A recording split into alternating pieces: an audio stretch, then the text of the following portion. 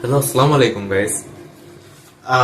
তোমরা যারা এইচএসসি দিচ্ছ বা এইচএসসি প্রিপারেশন নিচ্ছ বা অ্যাডমিশনের প্রিপারেশন নিচ্ছ, তাদের জন্য আজকে আমার এই ভিডিওটা।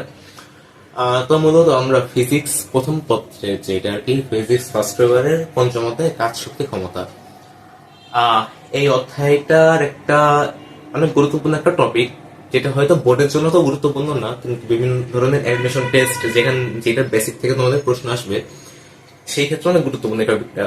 তোমরা বোর্ড পড়লে বোর্ডের জন্য প্রিপারেশন নিতে চাও, নর্মালি তোমরা একবার যদি কোনো ওয়ান শট ক্লাস করো, তারপরে তোমরা গাইডের বিভিন্ন ম্যাথ, যেরকম গাইড করলে তোমরা বেশিরভাগ কোয়ার ম্যাথ, তারপরে স্প্রিং এর ম্যাথ আছে দুই তিনটা, তারপর তলের ম্যাথ, এগুলোই বেশি কমন।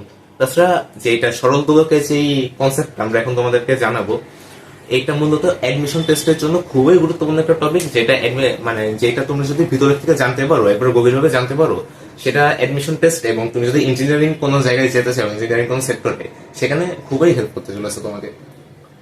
তো আমাদের আজকের মূল কনসেপ্ট হলো সরল দোলক। সরল দোলক,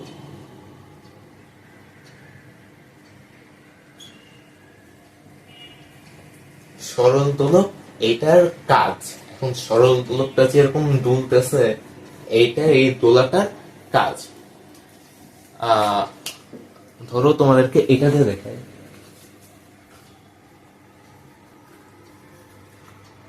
এই যে সাপোজ এটা একটা সরল দোলক। এখন দেখো এই সরল দোলকটা, এইটা হলো একবারে মেন যে পয়েন্ট, যে পয়েন্টের সাথে ঝুলানো রয়েছে আমাদের এটা ধরলাম এটা সরল দোলকের বডি।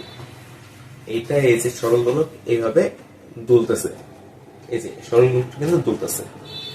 এখন দুলার আগে যে অবস্থাটা, মানে এই অবস্থাটা, চিত্রটি আঁকে আরো ভালো বুঝতে হবে। এই যে পৃষ্ঠ, এখানে ঝুলানো রয়েছে বলটা, এখানে এম ভরের একটা বস্তু ঝুলানো রয়েছে, এম কেজি। এখন যদি এই সরলগুলোকে দুলতে থাকে, তাহলে এটা কিভাবে দুলবে? ঠিক এই বরাবর দুলবে, এই বরাবর। তো এখন এখানে একটা কনসেপ্ট আমাদের বুঝতে হবে, একটা সরল দোলক যখন দোলে, মানে যখন আন্দোলিত হয়, ওই টাইমে এই সরল দোলকটি যত উচ্চতা পর্যন্ত উঠে, ওই আন্দোলনের ফলে ওই দোলার পরে যেই উচ্চতা পর্যন্ত উঠে, ম্যাক্সিমাম উচ্চতা, এখানে তো ম্যাক্সিমাম উচ্চতা ধরলাম, বলটি এই পর্যন্ত এসেছে। এই পর্যন্ত আসলে এখানে সুতার অবস্থাটা এমন হবে। এখন এই জায়গাতে আসতে কি হবে? এইভাবে এইভাবে যাবে, আবার এইভাবে এই জায়গা আসবে, এইভাবে এইভাবে এইভাবে তো দুলতে থাকবে। এটা হলো এইচ ম্যাক্সিমাম, ম্যাক্সিমাম উচ্চতা এতই, এর থেকে বেশি উচ্চতা উঠবে না নির্দিষ্ট বলের ক্ষেত্রে। তো এখন এত উচ্চতা হলে, আমি তোমাদেরকে এক পাশটা বুঝাই, এক পাশটা বুঝালে অন্য পাশ তুমি এমনি বুঝে যাবো। এই পাশটা বুঝতে পারলাম। তো আলটিমেটলি এখানে যেটা, যে জায়গাটা আর কি, মানে এই মেন সুতার থেকে, মানে অরিজিনালি সুতাটা ইনিশিয়াল অবস্থায় যেখানে ছিল, সেই জায়গা থেকে হিসাব করে যতটুকু সামনে সে গেছে, মানে যতটুকু সেই দ্রুত স্মরণটা, রৈখিক স্মরণ যতটুকু, ততটুকু হলো বিস্তার এ। এখানে একটা জিনিস খেয়াল করে দেখবা, এটা কিন্তু 90 ডিগ্রি, এখানে 90 ডিগ্রি, এন্ড এটা এ, এটা বিস্তার। আর এটা কত, এই পুরা সুতাটা কত? আমরা যদি বলি সুতার দৈর্ঘ্য এল, সুতার দৈর্ঘ্য এল মিনস এই পুরাটার দৈর্ঘ্য, পুরাটা সুতার দৈর্ঘ্য এল। তাহলে এটা কি আর এটা কি? এটাও সুতা, এটাও সুতা, এটা তো চেঞ্জ হয় নাই, সুতা তো সিরা খুলেই নাই আমরা, সুতাটা ওইটাই রয়েছে। তো ওইটাই থাকলে কি এই পুরাটার দৈর্ঘ্য হইল না এল। তো এখন এই পুরাটার দৈর্ঘ্য এল, সুতাটার দৈর্ঘ্য এল, তো আমরা যদি এই নিচেরটা বাদ দিই, শুধু এই ত্রিভুজটা কল্পনা করি, এই ত্রিভুজটা, এটা একটা সমকোণী ত্রিভুজ। সমকোণী ত্রিভুজে আমরা পিথাগোরাসের উপপাদ্য তো সবাই জানি। সমকোণী ত্রিভুজে যদি এখানে 90 ডিগ্রি অ্যাঙ্গেল, দ্যাটস মিন সমকোণে, এখানে আমাদের যেটার সাথে থিটা ধরলাম, এটা থিটা, আর এটার সাথে হলো ভূমি দেওয়া আছে, অতিভুজ দেওয়া আছে, তাহলে আমরা কি লম্বটা বের করবো? পিথাগোরাসের সূত্র হিসাবে, পিথাগোরাসের সূত্রটা আমরা ইজিলি বলতে পারি, যে অতিভুজ স্কয়ার, সাপোজ এটা এ বিন্দু, এটা বি বিন্দু, এটা সি বিন্দু, তাইলে অতিভুজ স্কয়ার তাইলে A B square is equal to লম্ব স্কয়ার প্লাস ভূমি স্কয়ার। তাহলে এ লম্ব কোনটা, লম্ব হলো এসি, লম্ব স্কয়ার প্লাস ভূমি স্কয়ার, ভূমি হলো বিসি, ভূমি স্কয়ার। তাহলে আমরা এখন কি কি জানি এখান থেকে? আমরা এখন বিসি এর মান জানি এ বি এর মান জানি এল। তাহলে এখানে মানগুলো বসাই দিই। এ বি এর মান L square is equal to AC, AC এর মান জানি না আমরা, এই লম্বটার মান জানি না, তাই AC square plus BC, BC এর মান হ্যাঁ বিসি এর মান কত, এ স্কয়ার। তো আমরা এই এসি এর মানটা তাহলে কত পাচ্ছি? এসি এর মানটা যদি স্কয়ারটা এই সাইডে নিয়ে যাই রুট ওভার এল স্কয়ার মাইনাস এ স্কয়ার। তাহলে এটা কি পাইলাম?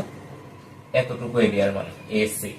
তো আমরা কি জানি পুরাটার দৈর্ঘ্য এল, দ্যাটস মিন তাহলে এইটা পুরাটার দৈর্ঘ্য যদি এল হয়, তাহলে আমরা যদি যখন এই জায়গা যাবে এই বস্তুটা যখন এখানে যাবে তখন যদি আমরা উচ্চতাটা বের করতে যাই, এই উচ্চতাটা কত, এখান থেকে আমাদের যদি শক্তি নির্ণয় করতে হয় তাহলে তো আমাদের সূত্র হলো এমজিএস। তা আমরা এখন উচ্চতাটা এই এইচটা আমাদের লাগবে, এখান থেকে এখানকার এইচটা, এই লম্ব এইচটা। এখন এই এইচটা যদি বের করতে চাই আমরা কি জানি? আমরা এতটুকুর দৈর্ঘ্য জানি, আবার পুরাটার দৈর্ঘ্যও জানি। তাহলে আমরা তো বলতেই পারি এই এইচটা, এই পুরাটার দৈর্ঘ্য, এই এইচ ইজ ইকুয়াল টু এই পুরাটার দৈর্ঘ্য থেকে যদি আমরা এই এতটুকু দৈর্ঘ্য বিয়োগ করে দিই, তাহলে তো আমরা এই জায়গাটা পাবো। আর এই জায়গাটা মানে কি? এই জায়গাটা এখান থেকে এইচটা, তার মানে আলটিমেটলি এইচ যদি এটা হয়, তাহলে আমাদের যদি এই জায়গাটা বলে শক্তি কত, এখানে তো বস্তুর কোনো গতি শক্তি নেই, এখানে তো বেগ জিরো, এখানে তো মূলত পুরাটাই বিভব শক্তি। তাহলে বিভব শক্তিটা কি হবে? V is equal to mgh। তাহলে এখানে m জানি, g জানি, আর h এর মান কত? l minus root over l square minus h square. এটা x এর মান। তো আলটিমেটলি এরকম সরল গোলক দেখে যে কোনো ম্যাথ যদি আমাদের দেয়, আমাদের শক্তি নির্ণয় করতে বলে এই জায়গাটার মোট শক্তি কত, তাহলে আমরা এই সূত্রটাতে ইজিলি বের করতে পারবো। এটা ছিল কেস 1। সরল দোলকের ক্ষেত্রে এরকম দুইটা কেস হতে পারে, এটা কেস 1।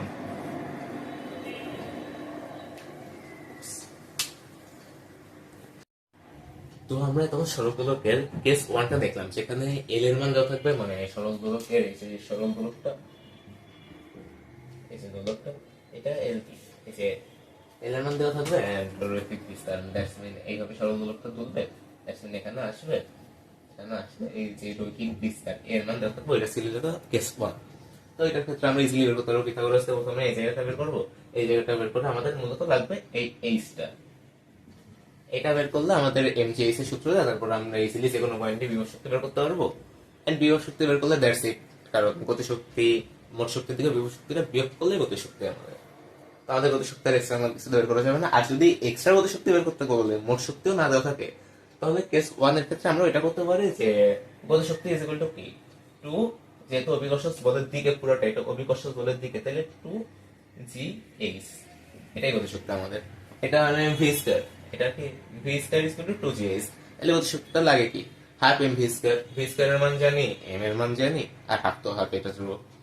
তো আলটিমেটলি তো ওইভাবে বের করা যায় আর কি। গতিশক্তি বলো বিভব শক্তি বলো, তোমরা কেস 1 এর মাধ্যমে এল আর এ মানে টোটাল দৈর্ঘ্যটা আর বিস্তার দেওয়া থাকলে ইজিলি বের করতে পারবা। তো এটা সমস্যা। এখন যদি তোমাদেরকে প্রশ্নে বলে দেয় দৈর্ঘ্য আছে কিন্তু বিস্তার নাই, যেমন এই যে একটা ধরলাম এটা একটা সরল দোলক, এখানে দৈর্ঘ্য কত, দৈর্ঘ্য হলো এল, এটা কিভাবে তুলবে, কিভাবে তুলবে, তাহলে এখানে হলো একটা বিন্দু, এটা কি আমরা এতক্ষণ জানতাম এটা বিস্তার, বিস্তার ঠিক আছে। প্রশ্নে যদি বিস্তারের মান দেওয়া থাকে তাহলে ইজিলি যে কোনো কিছু বের করা যাবে। আমরা দেখলাম বিস্তার এটা আমরা জানি, বাট প্রশ্নে বিস্তারের মান দেওয়া নাই, তাহলে কি করতে পারি আমরা? বাট বিস্তারের মান যদি দেওয়া না থাকে এটা কেস টু, সরলরেখার কেস টু এর ক্ষেত্রে এই জায়গা কত কোণে আনত আছে বা কত কোণে এটা কত কোণ একটা মাঝখানের মধ্যবর্তী কোণ কত সেটা দেওয়া থাকবে। এন্ড এই কোণটা যদি দেওয়া থাকে দ্যাটস ইট, তাহলে আমরা আবার সবকিছু বের করতে পারবো। তাহলে কিভাবে বের করবো? তো ফার্স্ট অফ অল এখানে আমরা কি জানি এইটাও এল এইটাও এল, তাইলে এটা এল দিয়ে দিলাম। তাহলে আমাদের লাগবে কি, আমাদের মূলত টার্গেট হলো এইচটা বের করা, এখানে এইচটা বের করা, তাহলে আমরা সবগুলো বের করতে পারবো।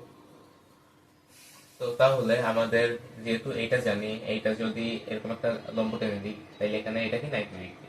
দ্যাটস মিন এটা আবার পিথাগোরাসের উপপাদ্য, মানে পিথাগোরাসের একটা ত্রিভুজের মতো, মানে যে সম্পন্ন ত্রিভুজ আর কি। তাহলে আলটিমেটলি আমরা কি করতে পারি, এখানে আমরা এল জানি আর বাকি কিছু জানি না, কিন্তু আমাদের লাগবে কি, আমাদের লাগবে এই অংশটা। আমরা পয়েন্ট দিই এ বি সি। তো আমাদের বাকি অংশটা মানে এই এ বি অংশটা কত, এটা আমাদের মূল টার্গেট জানার। তো তাহলে আমরা যে হ্যাঁ, তাইলে ধরো আমরা কি জানি cos থিটা, ভূমি, আমরা তো ভূমিটা বের করতে, এটা যে থিটা, এটা ভূমি, এটা ত্রিভুজ, আর এটা লম্ব। তাইলে আমাদের ভূমি আর অতিভুজের সাথে সম্পর্ক cos থিটা। cos থিটা হলো তো ভূমি বাই অতিভুজ। তাহলে আমাদের ভূমি কত, আমাদের ভূমি এ বি, এটা জানি না, এটাই জানা লাগবে, আর লম্ব এল। তো আমাদের থিটার মান জানি, এল এর মান জানি, তাইলে এ বি মানে ইজিলি বের করতে পারবো। A B equal to L cos theta, এটা এ বি। আলটিমেটলি এটা যদি এল cos থিটা হয় তাহলে পুরাটা কত, এই পুরাটা যদি হলো আমার লাগবে এতটুকু, তাহলে এতটুকু কত, এতটুকু মানে এটা এতটুকু এক্সট্রা। তাহলে পুরাটা যদি এল হয়, তাহলে পুরাটা যদি এল হয়, এল এর থেকে আমরা এ বি, এই অংশ এ বিটা বিয়োগ করে দিতে আমরা এই অংশটা পাবো। এ বিটা যদি আমরা বিয়োগ করি, এ বির মান কত আবার এখানে, তাহলে এল মাইনাস এ বি হইল গা এল cos থিটা। আর একটু সিম্পলিফাই করলে এলটা যদি কমন নিই তাহলে 1 minus cos theta, that's it, 1l into 1 minus cos theta. এটা কি, এটা হলো h এর মানটা। দেখো যদি সর্বোচ্চ পিকে মানে এপেক্স পয়েন্টে থাকে বা পিনাকল পয়েন্টে থাকে, এটা আই বলটি মানে এই সরল দোলকের যে নিচের ভব যেটাকে আমরা বল বলি, ওইটা যদি থাকে তাহলে এটা আলটিমেটলি এইচ এর মান, আমাদের এইচ এর মান লাগবে এমজিএইচ। এই এইচ এর মানটা আমরা এইভাবে ইজিলি বের করতে পারবো, এটা এইচ এর মান। এখান থেকে আরেকটা পয়েন্ট আছে, যেমন তোমাদেরকে কেস দুটো দেখালাম, এই পয়েন্টটাই যদি তোমাদেরকে এইভাবে বলা হয়,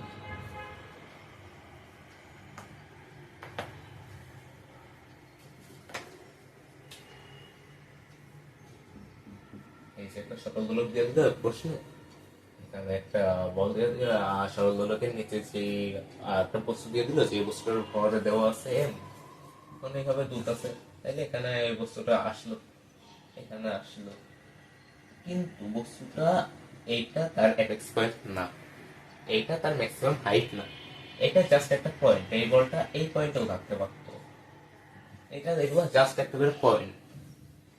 যদি এরকম পয়েন্ট দিয়ে দেয় তাহলে ধরো এইটা হইল থিটা 1 কোণ, এই পুরোটা হইল থিটা 2 কোণ, তাহলে আমাদের কিভাবে বের করবো এটা, বা পয়েন্টে কিভাবে বের করে গতিশক্তি বা শক্তি যেটাই বল। তো আলটিমেটলি পয়েন্টে কোনো আহামরি কিছু বড় বিষয় না, পয়েন্টে গতিশক্তি বের করো। পয়েন্টে গেছি, এখানে শুধু আমরা কি করবো, এখানে থিটা দেওয়া আছে, পয়েন্ট দেওয়া আছে, আমরা কি জানি এইচ এর মানটা, ধরো আমরা এই এইচ টার মান বের করবো, এই সোজা এসে এই এইচ টার মান বের করবো। আমরা এইচ এর মানটা আমরা কি জানি, আমরা জানি কি H is equal to L 1l into 1 minus cos theta. তো L is equal to 1 minus cos theta যদি আমরা জানি,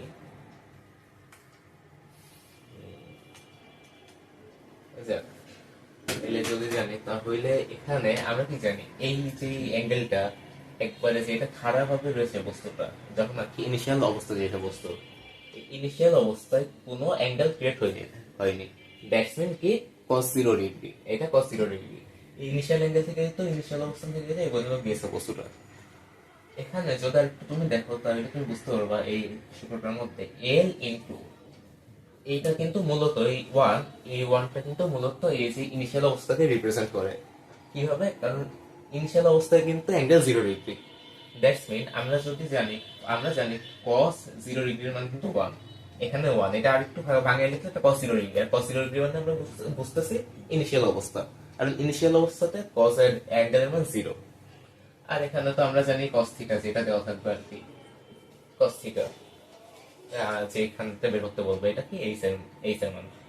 এখন আলটিমেটলি তুমি দেখো, এখন যদি তোমাকে যে কোনো পয়েন্ট, ধরো এইটা একটা পয়েন্ট বা ধরো এইটা একটা পয়েন্ট, এই জায়গায় এইচ এর মান বের করতে বলবে, এইটা হয়ে গেল থিটা 1, তাইলে এইটা একটা পয়েন্ট, এটা একটা পয়েন্ট, তাহলে তোমাকে কি বলবে, তাইলে এই পয়েন্টটা যদি বের হবে, এই থিটা 1 যে পয়েন্টটা এইটার সাপেক্ষে যদি থিটা 2 এই উচ্চতা নির্ণয় করতে বলে তোমাকে, বা এইটার সাপেক্ষে এইটা শক্তি নির্ণয় করতে বলে, তাহলে তুমি ইজিলি করতে পারবে কি, এখানে তুমি ইনিশিয়াল থেকে তখন বের করতেছিলা, তাইলে এখন তোমার ইনিশিয়াল থেকে বের করার লাগবে না, এখন তোমার লাগবে একটা পয়েন্ট আছে ইনিশিয়াল থেকে, একটা পয়েন্ট আছে ওই পয়েন্ট থেকে আরেকটা পয়েন্ট আছে, দ্যাটস ইট। কিন্তু আমরা দুইটাই হিসাব করবো ইনিশিয়ালের থেকে।